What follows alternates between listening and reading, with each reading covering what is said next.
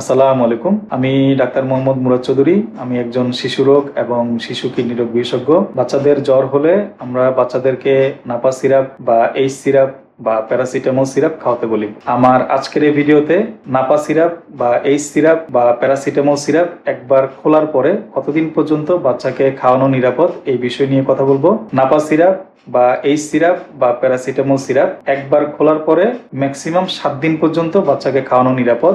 এরপরে সেই সিরাপটি ফেলে দিতে হবে।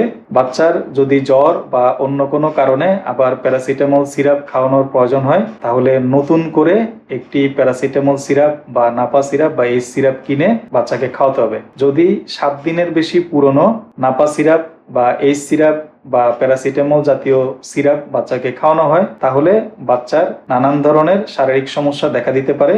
এ কারণে এই বিষয়ে মা বাবাদেরকে সচেতন থাকতে হবে, কারণ বাচ্চাদের হরহামেশাই জ্বর হয়। দেখা যাচ্ছে একটি বাচ্চার আজকে জ্বর উঠলো, আপনি নাপা সিরাপ কিনে বাচ্চাকে খাওয়ানো শুরু করলেন, 3 দিন পরে বাচ্চার জ্বর ভালো হয়ে গেল, আবার 10 দিন পরে বাচ্চার জ্বর উঠলো, আপনি বাসায় যে পুরনো সিরাপটি রয়ে গেছে সেটা আবার বাচ্চাকে খাওয়ালেন। এটা কখনোই করা যাবে না। 7 দিনের বেশি পুরনো নাপা সিরাপ বা এইচ সিরাপ বা প্যারাসিটামল সিরাপ বাচ্চাকে কখনোই খাওয়ানো যাবে না।